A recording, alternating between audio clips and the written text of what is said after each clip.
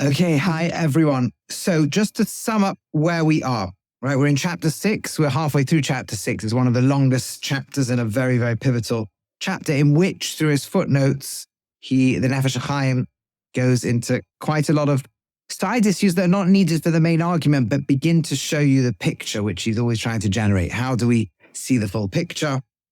And a lot of points he drops in on the side here become very, very crucial later on. Like Kirst says, it looks like a side note, but actually it's giving us a glimpse of where we're going. Okay, so the 6th chapter is really an elaboration on a statement he made at the end of the 5th chapter from the Arizal, that the root of Adam, of the collectiveness of humanity and the root of Yisrael, is at the highest point in all the worlds. Okay? And like a soul to the worlds. And here he clarifies in this chapter, it's not literally like a soul to a body. You know, think about consciousness and a mind, and it wants the body to move. The body's already moved. But rather, the whole worlds were all created layer after layer, projection after projection, all the way down. And then an element of every single one ends up inside the human, okay? Ends up inside Adam. And then this long footnote that we've been, so Zakon Adam, he says, this is the whole of Adam. This is the whole of man. Is that every single detail of our persona, psychology, neural networks, biology, map and connect to a different part of the inner spiritual structures and physical structures of reality. We are a microcosm of the entirety of creation. And then he added the point, hi Marco, then he added the point that this is all pre-fate. It was only all the ilamas, all the worlds and layers that are channels for divine consciousness, channels for the flow of energy, of kedusha, of holiness into the world. But during the fate of Adam Rishon, during the sin, we also became wired into all the possibilities of sin. And suddenly this shadow alternate reality became embodied in us and embedded within us as well. And where we're up to is we're in the middle of this long footnote up to a paragraph beginning Lochein. Therefore, and what he said so as a consequence that is that everything since the fate of Adam Rishon, since the sin of man, which was to eat from the Eitz Hadas Tov Ra, which we normally translate as a tree of knowledge of good and bad. But Rav Chaim of Volozhin points out the word da'as, knowledge, is derivative when you use the word knowledge. Its primary meaning is fusion, or connection, or integration.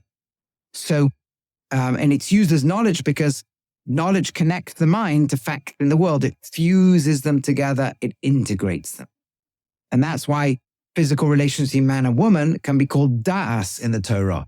Not because it means knowledge, but because it means fusion and integration. And so, the Eitz Hadas Tov Ra is the tree of fusion of good and bad, or confusion of good and bad, integration of good and bad. And that means that getting to the point of 100% pure good or 100% pure bad is close to impossible. Normal human action might be 70% good and 30% negative, or 70% negative, 30% positive. And people who go very, very far might get to 95% good or 98% good, but it's almost never going to be 100% good. And most people, when they do bad, are almost never going to be 100% bad. They'll have a justification. It'll be exaggerated, but there'll be something to do with justice, hurt, empathy, something somewhere, that makes them behave the way they do. So you get the thief turns up in the house and steals, but says, look, my family doesn't have anything. This guy's got insurance. Like, of course, that's not a justification, but there's a little bit of good in there. And in fact, since most people have a fusion of good and bad in almost everything they do, when we love people, we see the good in everything they do. When we dislike somebody, yeah.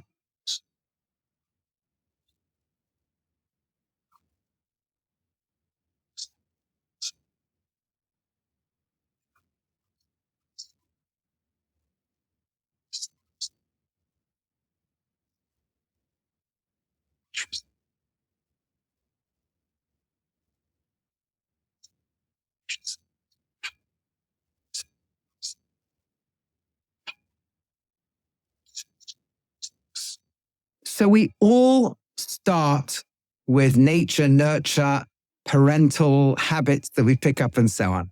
And we'll pick up the good and the bad of everything around us.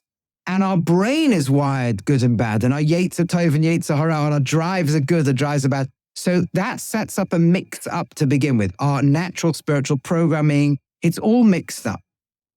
So the natural behavior will be habits, neural networks, all the things we've got naturally and nurture. But the key factor that can change it through life is free will. We can shift, right? We are multiple layers of self. There's many voices that speak inside us. We have parts of all the real, all the worlds of God's holiness and all the worlds of illusion, all mixed into us as well. And we are constantly choosing, as we'll see later on. Later on, he's going to get to this. How we identify as a self is really our main free will.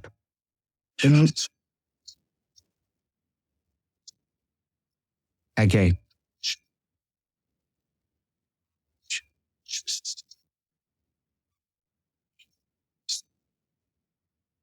Yeah. Well, we'll get there. All this and more coming to a Nefesh HaChaim share near you. we will get there. But no, you're right. It's not off topic. All these things are on topic. The question is just what's the right time to address each one. Okay? If you really can't wait, well, no, we will. We'll talk about it. It's sort of thing that comes up in the chapters around about chapter Yud Gimel, Yud Daled, Yud Tesvav. We're halfway towards it. Actually, chapter 6 is a very big one. Once we cross it, yeah, exactly. Right. But the free will is a key determinant of this. And that's why in Mesilas Yesharim, for example, he talks about purifying actions that we're already doing well. So I'm already learning Torah well, giving charity well, but I can do it more pure, more without ego, more without, we can constantly be refining and refining even the habits that we got that are good, right? But this is why when we don't like people, we see everything they do as bad because our brain kind of filters. So we've got a red screen, green screen, and we just filter on looking for all the bad and we'll see it. It's an amazing thing. If someone gets on your nerves or somebody you have a reason to dislike, it's possible to see everything they do as evil. Right? And conversely, when you love someone, it's possible to see everything they do as wonderful, right? Because there's good and bad in everything. Now, we got up to this, that's all since the sin of Adam, since the Chet of Adam. And then he has this paragraph, L'chein k'shemachnisim ha'adam lemishpat. Therefore, when a person comes finally to judgment, after this world, they stand in front of Hashem, when about to be resurrected, okay, so when we have this judgment, Sarith chashbonos rabim le'ein shir, there have to be endless, infinite kind of calculations, because no matter how refined you are in the calculations, now there's a good, but there could be bad within the good, but there could be good within the bad within the good. There could be, right? It's so endless. I'll call protim in the details of the details, shall call ma'asav v'dibur v'machshavosav of every single thought, speech, and deed we ever did. The whole protim hanagosav and all the details of our behavior. What was they, where were they tilting? And within the good was the bad. Within the bad was there some good, right? This is amongst the many reasons why we just can't judge people. Because it's way too complex to judge. You can judge a court case. There's a halacha, someone stole money, right? But even if you ever get to a court case, you'll always see there's always two sides, however crazily unjustified one is. And if there aren't, it's often because the person themselves who did the bad is struggling with natural tendencies or whatever it may be. There's always more story than one. Now, in a human court, you still have to reach a definitive point of ruling. You have to return the money, right? You have to, but once Hashem can look at everything, everything is so complex, right? That it's beyond the human ability to judge anybody in any situation. What's their nature? What's their nurture? Would we have done better? What about the good in the bad in the good, right? It's just, we're just better off not judging. That's the basic idea. But Hashem is going to literally pull out details of details of details that we can look at and go, oh my goodness, I thought I did that bad. But I see within the bad, there was some good. And this I thought I did good, but within the good, there was some bad. It has to all be deconstructed because all the evil has to be eradicated and all the good has to be brought to the world to come, provided there's enough good on aggregate to make it through. Okay? So it all has to be separated out. And the person's going to look and go, gosh, I never realized that good in that and bad in that and bad in that and good in that. Right? Hashem's going to do. And this is what it says in Shir Shirim Rabbah. The Medrash quoting Koheles Zayin Choptes, right? Koheles 7:29. Asher also lekim as Adam Yashar, right? God made the human being straightforward. Beheman, they, v'chatam in their sins and their mistakes, Bikshu Cheshbonos Rabbi made the world incredibly complicated. They sought out complication. What does that mean? That means we ingested the tree of good and bad, and now everything is complicated. Nothing is black and white. Everything's shades of, everything is levels of gray and this and that and the other. For Ayin Zoyar, you see the Zoyar, Mefurish al Pidvar Reinu, you can see what it's saying. Okay, so now this is since the fate. The Nimshacha Inyan, that stayed exactly the same all the way until, when did we have one moment when it looked like we could eradicate all the negative damage from the Chet, from the sin of Adam? Says the Rav Chaim of Volozhin, Ad Eis Matan Torah, until the time that Hashem came to reveal himself in the world and give the Torah. And this is already Gemaras in Shabbos and other sources in Chazal. She'oz Paska Oisa Zu Amamitoichem, the impact of the snake, the poison and the slime of the serpent was gone. Okay? Now remember, as we've already said, even though the Garden of Eden is a trans-physical, it's all a physical reality from a deeper level or from a different perspective. It's not something you can just go back in a time machine and find. But it touches everything everywhere. And as we got to Har Sinai, we'd come through Egypt, we'd come out the other side, we were ready now to receive the pure tree of life. We were now, as it were, out of the tree of knowledge of good and bad, and we were ready to receive that which is above the fusion of good and bad, the pure Torah itself. That's where we stood. And as we were there, Kamosha Amar Razal, like Chazal say in the Gemara in Shabbos, which we quoted earlier. Lochein except that we were for a moment above that level, a level where there would have been, literally the world would have returned to the state of consciousness of the Garden of Eden. Just like in Gan Eden, Adam was one, humanity was one soul, so Yisrael, so the Jewish people stood at Mount Sinai at Har Sinai, Ish Echad Belev Echad, right? As one human. In fact, amazingly enough, you'll see that when the Jewish people stand at the Sinai, it doesn't use the plural verb vayachanu, they camped, vayichan, he camped. One person. That's where Rashi says, Ke'ish echad belev echad, like one integrated organism with one beating heart. And in fact, in the Aseret HaDibros, in the Ten Commandments, Hashem doesn't speak to the people in the plural. Not ani Hashem elokechem, I am Hashem, your God, your plural God, but anochi Hashem elokecha, I am Hashem, your God, singular. In Hebrew, the second person, like in a lot of languages, singular and plural is different, right? So I am Hashem, you singular, your God. The people are like one person. And all the way through the Aseret HaDibros, you will see that. Right? You, singular, don't have other gods, right? It's all the way through the Ten Commandments. It's quite unique to them because on that level, we were standing like Adam Arishan, like this was it. In fact, the Ten Commandments could have been read not as instructions, but as actual states of being. Lo sirtzach, you're not going to kill anymore. Lo sinaf, you're not going to commit adultery. This was it, right? If we were on the right level, this wouldn't be like an imperative where we have to fight to do it. It would have actually been the programming. That's what the commandments were meant to be, the programming of the voice of the Garden of Eden. You won't kill. You won't be jealous. You won't this. You won't that. That's how you are. You will honor your parents. You will. This is just who. This is the inner being of who we are, right? And the idea was we were then meant to come into Israel, and then the whole of humanity would join, and that was going to be the end of history. So we were on the way out of the sin of Adam, and that's what he now says. But then at the sin of the golden calf, this week's Torah reading. By the way, it's a beautiful thing that they say that if you're ever learning one piece of Torah and it coalesces with another you're learning, like if you're just learning a Gemara or a Nefesh HaChaim, and it talks about exactly that week's Sedra, for example, it's good simon. It's something in HaShamayim, the spiritual forces are now coalescing. So this is good. We're learning this week's golden calf. Okay? That's what happens. And then Amru Razal, the Gemara that says, Shabbat Satan v'irbev. It's talking about how the Satan came and caused confusion in the world and started them to all doubt, where's Moshe, what's gone on, right? But notice the Satan, if you listen carefully to how the Gemara brings out the Pesukim actually, that it says, Vayar ha'am ki boishesh Moshe, right? The people saw that Moshe's delayed. Al tikre b'shesh, so the Gemara goes through, it says like this, Moshe told them 40 days. L'soif Arbaim, at the end of the 40 days, Bar Satan, the negative forces come, Ve'ir Beves and confuse the world. But notice, they had to come from the outside. That's a beautiful listening carefully to the Gemara. You got to always listen with razor sharp ears. The Satan came from the outside, not from the inside. And he says, Moshe Rabbi, where's Moshe, your Rebbe, your master? They said he's gone up to heaven to receive the Torah.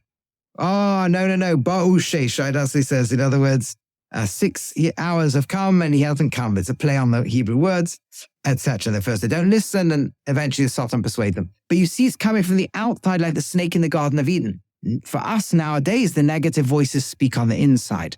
But at that moment, they had to come from the outside, right? This is the point, because it was now external. We didn't want to do bad. The only choice was to go back into the world now of whatever the choice was going to be over them, and to integrate bad back into us.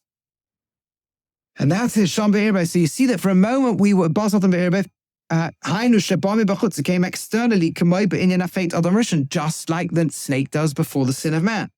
Kimetoichom Niskarish, because he was expelled from being actually inside us. Now the voice had to be a persuasive seduction from the outside, but it wasn't resonating with an automatic instinct inside. But once we did the golden calf, and that's why the golden calf, you look in all them in the Mefarshim, the intentions were primarily positive, right? It wasn't going to actually be God himself. It was going to be a replacement for Moshe. It was going to be the divine intermediary. These are your angels, Israel. Not necessarily this is an alternative to God, but it was ultimately, it was, on whatever level it was the desire to block Hashem, push him too far so we could connect him from our own perspective, exactly the same as the sin of Adam. And it was exactly what Hashem had said not to do. So we're not going to go now into the whole depth of that, but very, very roughly, if you want to see there's in the vision of Yechezkel, when Yechezkel has a vision of the inner workings of heaven, he has it twice. In one, he has 4 faces on the chariot, which 4 primal spiritual forces or energies that manifest God's presence in the world. One is the face of an ox. In a later version, it's the face of the keruv. Now, the keruv is an image that's allowed and engraved on top of the ark. In other words, it's the portal, it's the ultimate image of the human in relationship with human and resembling a relationship with God. And it's manifest and replaced through the ox. Now, what does that mean? The ox stands in this world as the ability of the natural world to deliver the service of the human. Until the advent of machinery, the ox was your best source of livelihood. It was power. It was tameable. It was controllable. It could plow your field. It could provide in the cow meat and milk, right? It was everything. You had an ox and you had fertility. So it was like the human control over the world. The golden calf is just the child version of the potential of all human productivity, but it parallels a very, very deep spiritual force. And they're saying we want to relate to God, but God needs a bit of a manifestation. We can't directly connect to Hashem without Moshe. And God said, first of all, who says Moshe's gone, but why are you doing things your way? In a relationship, of course, you got to bring your creative energies in, but the most intimate point of the relationship must put the other person at the center and what are their needs, not what are your needs at that point, right? And subtle as those mistakes can be, at a cosmic level, these are catastrophes because they're already portals to self-centeredness. And that's man comes crashing back into a world of putting themselves at the center. Even if their ambition is to serve God, if we are the center point, the world falls apart. And that's what happens. And therefore the sin, yeah.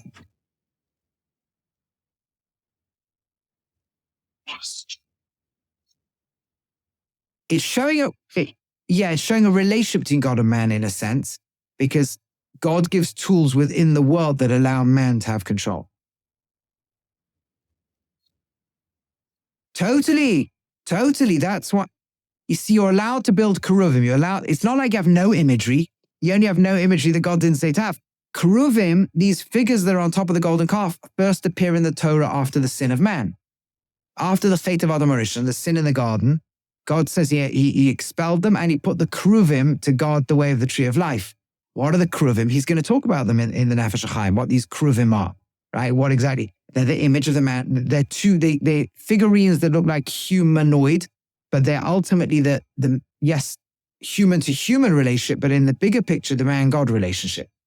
Now, God is not a human, right? But the point is that they're symbolizing the depth of passion and relationship.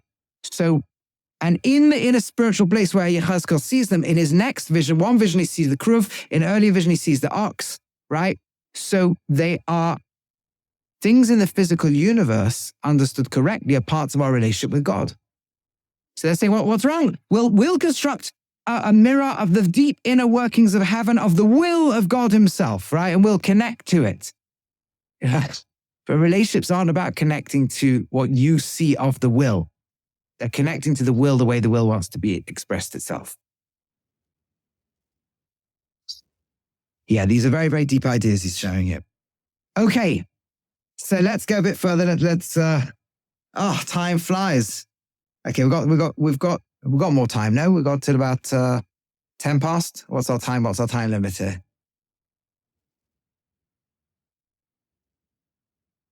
Okay, so let's see. We said officially 40 minutes. So let's see how far we go. Let's see. So therefore, but the point is that then at that point, Nisara and Baseicha, then at that once they did the sin again, now boom, now it's an internal force once again, Kavat Chila like before, and that's what the Medrash says. Hey Maka Adam, in mine it's rubbed out over here, but it's a posuk in Hosea. Right, the prophet in Hosea in the 6th chapter says, V'hei Maka Adam avru bris sham bagdubi, right? They, referring the way he's learning it here, like the Jewish people at the golden calf, like Adam, just like man in the Garden of Eden, rebelled against me. They were treacherous, right? That's exactly what's going on. So meaning the golden calf was in many cases a replay of the Garden of Eden story. Okay. And this now explains an enigmatic element to the story in the Garden of Eden chapter itself. Most Thomas, God said the day you eat from it, you'll surely die. The snake comes to the woman and says, you won't surely die. Who gets it right? Well, they don't die that day. Or do they? On one level, they don't. And that's the level the snake's talking, but he's going to say on another level, they do. Why? What happens? Now, you could say it's also like feels very vindictive of God. If you do this, I'm going to punish you. But here, Rabbi Chaim of Volozhin is teaching something that's actually rooted in a teaching of the Vilna Gaon, his teacher, that actually goes all the way through.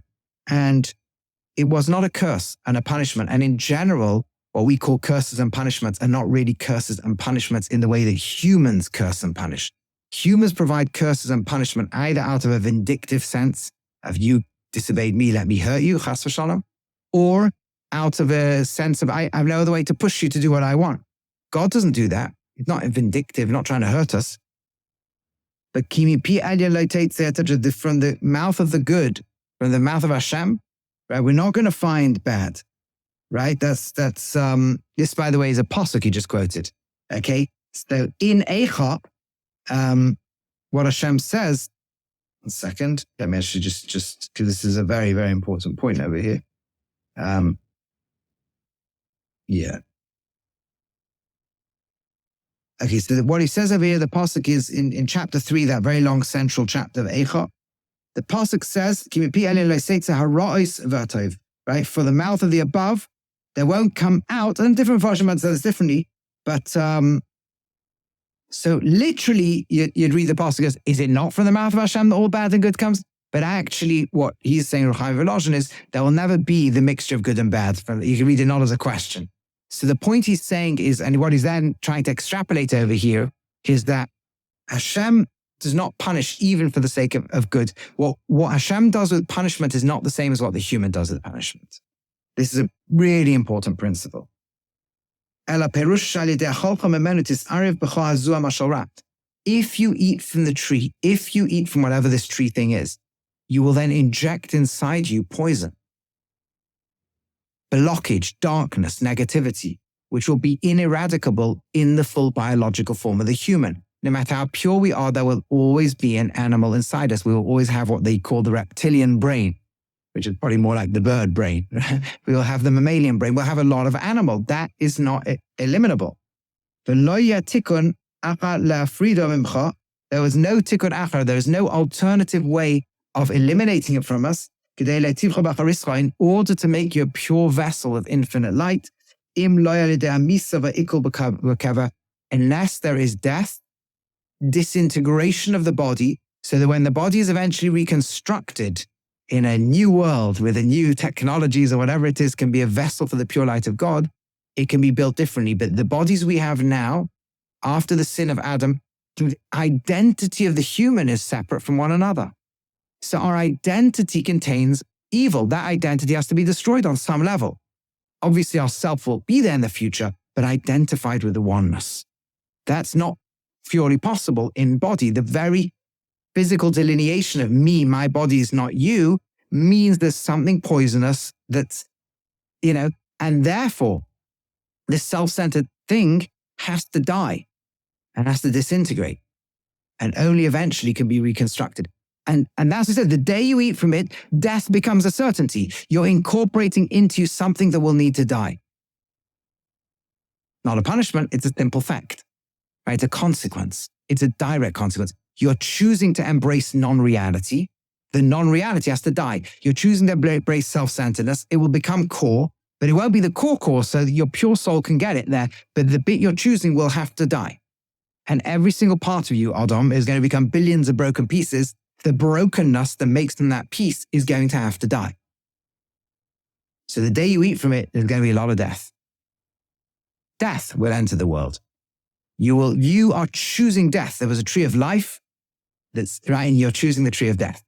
That's what he's saying. It's beautiful when you think about this. And that's right. All Gehenna, right? We talk about in the afterlife, the burning of the darkness. It's not punishment. It's that it has to be removed. But since a person chose it and died without doing teshuvah, their self has become identified with it. A part of self is being destroyed. That's got to be awfully painful. When we feel ourselves is in physical danger, we get scared and afraid and go through pain, messaging us, stop. When part of us being emotionally destroyed, chas v'shalom, much more painful. Have a part of the pure spiritual essence of the person's being destroyed. Phew. So these are not vindictive things. This is the consequence of the choices you're making. The choice to choose non-existence, the choice to choose death. Now, if a person chooses 100% not to exist and 100% death, fine, then they're just extinguished. That's nothing worse than that. But yeah. So the point is, but it's not a punishment like God feels a need to hurt us. That's not what's going on. Okay, and this is what Hashem then says at the end of the story in the Garden of Eden. Etc. Behold, man has now taken on this new status, knowing good and bad, like almost in a sense able to build their own realities, like God Himself, right, to some degree. And now, lest he stretch out his hands, eats from the tree of life, and will live forever. What's wrong with living forever? Why is Hashem so bothered that we might live forever? Ask Rav Chaim of Volozhin. Doesn't God desire to give to us? Why not let us live forever? So what's wrong if we live forever? Right, but what he's really trying to say is, if he eats from the tree of life and is plugged into eternity, transcends death, he's stuck forever in this self-centered state without the option of death. That would be an absolute catastrophe. Because right now, the only way to rectify is to lose that. That's what we said. For his own good, for the good of man, they have to now leave this Eden state, work in a world where now there's not one wholeness of time and one wholeness of the soul, but multiple parts of time and multiple parts of the soul. And each bit will come in, do their bit, go out, and eventually reconnect to the whole oneness. But the oneness realm cannot be infected by this self-centeredness. The self-centeredness now needs another realm. Our world. The world that's mixed of life and death, of good and bad, of poison and light, all this kind of stuff.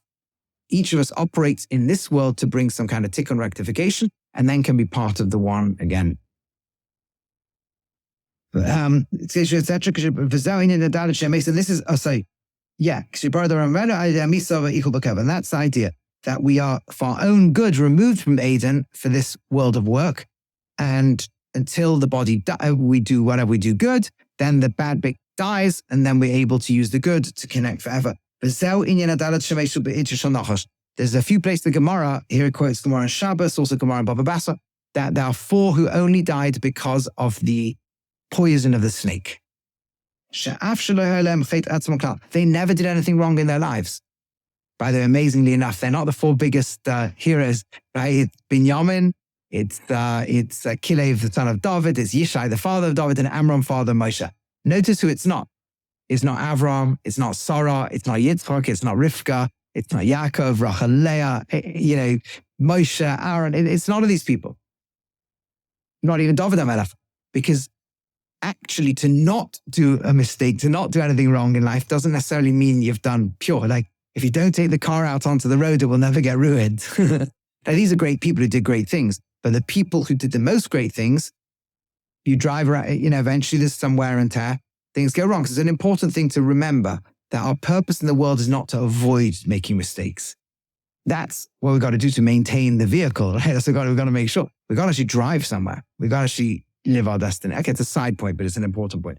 Either way, but since those 4 people never did anything wrong, in theory, they could have lived, but they couldn't live because the very being in a self-centered, serpentine, poisoned, reptilian raptor brain, that very thing is itself intrinsically something in need of death. That's why they die through the snake.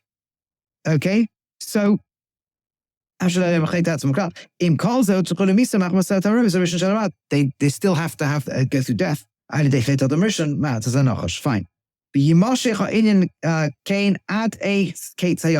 And this will go all the way till the end of history. When eventually death will be gone forever, says Yeshayahu in this prophecy. And more than that, when we finally bring all of mankind back, first Yisrael, then all of Adam back to this Garden of Eden status, we will have now taken the energy of everything evil pushes against us and pushed all the way through, and now the very existence of the possibility of evil will be gone. Forever. Right, as he says in Zechariah, even the spirit of darkness will be gone forever from the world. Not every individual will make it to the future state, but the whole will be there. And lots of individuals will. Hopefully lots and lots and lots of individuals, right? Okay, so this was the comment on what he was saying, the overall idea that we are plugged into every part of creation. Now back into the main text, and not just the human is, right, not just the soul of the Yisrael, of Adam is plugged into this whole thing. But also the mitzvahs themselves are also all rooted up there. And that vision of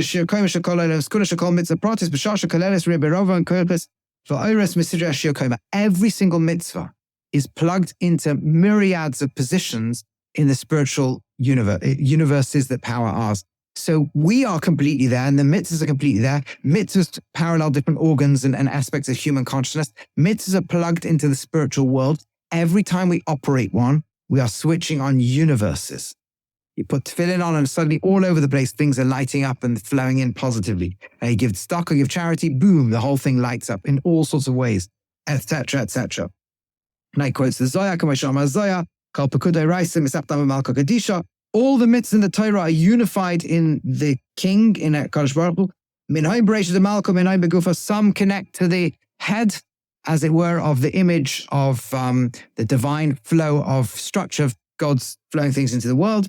Minhai Begdei Malka, Minhai Begloi. So if you look at the spiritual bodies of the universe, of the inner worlds that are flowing things into the world, it looks similar in a spiritual model like a human body, and different parts will be plugged in, and he's quoting the Zohar. Quotes the Zohar and Truma,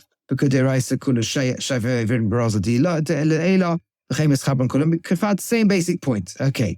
And then he quotes another, Kalil and Taryag Pekudei Raisa the Inan Klola.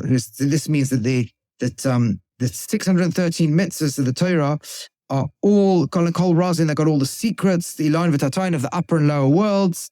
And then he goes on, again, same thing. Each limb and each thing is connected to all these, and he brings more proof. Let's go to the next paragraph. Fine.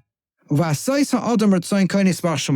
now when a human does what Hashem wills, and uses a particular limb in our body, and that's why some mitzvahs involve the right hand, So that involves the left hand, the right foot, the left foot, right, etc., etc. Or we use our left ear to hear something, or our eyes. The limb is there doing a mitzvah. Achas mitzvahs Hashem, doing one of the mitzvahs Hashem. There's a parallel. In the higher universe, it's exactly where it goes. So the higher up the body we're doing the mitzvah with, the higher the impact. That's why learning Torah and teaching Torah that involves the mind and the mouth, that is at the highest points of mitzvahs. It flows all sorts of things. And often mitzvahs involve multiple limbs. It involves multiple parts of the spiritual world. Again, according to the level of passion you put in, the level of love, the level of perfection, the level of care, right? How pure we are when we're doing it. How pure our thinking is at the time. And it's the reference that attaches itself to the fundamental essence, which is action. That's the point he's going to emphasize later. Intention alone is not good enough. You've got to do the action. You've got to know the halacha in each case. Right? And according to exactly where that world is, and it flows into the universe and into that point in the human being too. Your right hand did a mitzvah. There's now some kind of spiritual connection to your right hand. He's going to say something remarkable with that soon, which I think we'll have to see next week in Yitzhak Hashem. Next week, I'm not sure if we are on actually. I'll be in touch the week. I think I've got something next week. Well, let's be in touch. But okay, whenever we next learn, so that